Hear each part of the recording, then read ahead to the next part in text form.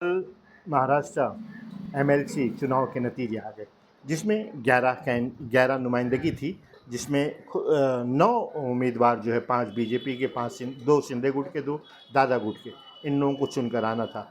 दो कैंडिडेट, एक एनसीपी का और एक नुमाइंदा जो है कांग्रेस का था। ये 11 सीटों के लिए चुनाव था, जिसमें एक शिवसेना ने अपना एक नुमाइंदा बढ़ाने की वजह से 12 सीटें हुई, उसमें इलेक्शन होना तय हुआ।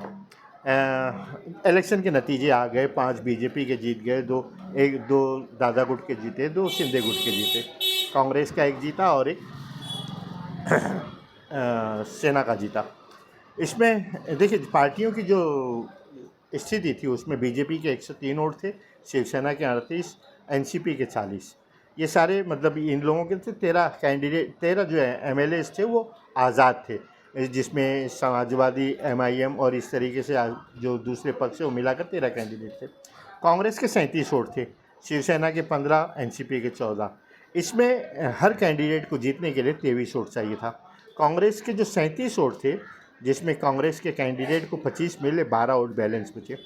7 वोट जो कांग्रेस के थे वो अपोजिशन को गए, बीजेपी को गए, शिवसेना को गए, एनसीपी के गए। 7 वोट जो था उन लोगों ने बगावत की।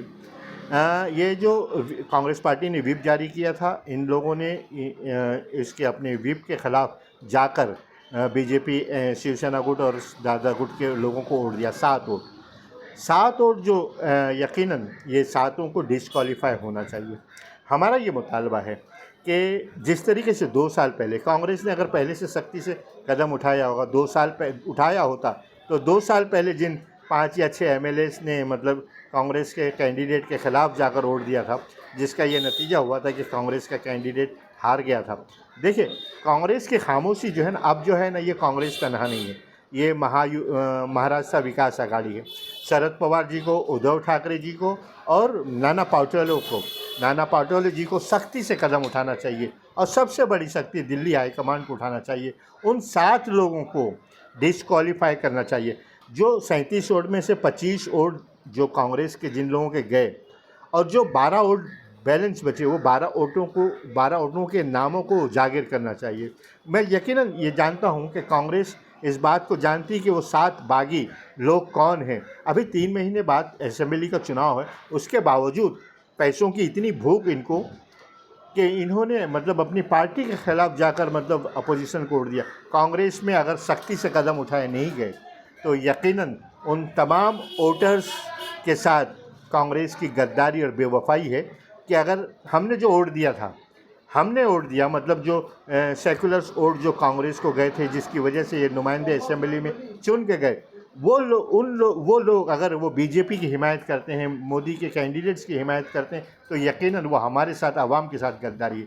ये सिर्फ कांग्रेस के साथ गद्दारी नहीं है, तमाम लोगों, जनता के साथ गद्दारी है। वो 7 लोगों का नाम उजागर होना चाहिए।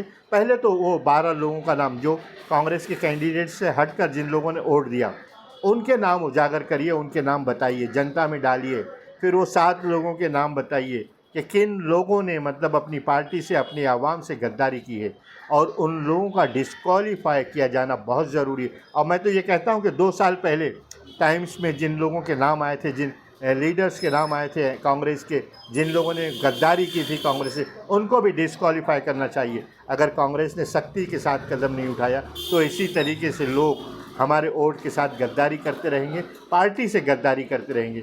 मैं शरद पवार जी से एक मरतबा निवेदन करूंगा और उद्धव ठाकरे जी से निवेदन करूंगा, अगर कांग्रेस में गद्दारी का चलन आम है तो वो रहे, लेकिन ये लोग इन बातों को बर्दाश्त ना करें। कांग्रेस के भी हाईकमांड को मैं समझता हूं कि हाईकमांड इसमें ज़रूर कोई फैसला लेगा, और नाना पाटोले जैसा सक्षम लीडर इसमें अगर खामोश रहता है, तो यकीनन कहीं ना कहीं कांग्रेस के साथ गद्दारी है, आवाम के साथ गद्दारी है।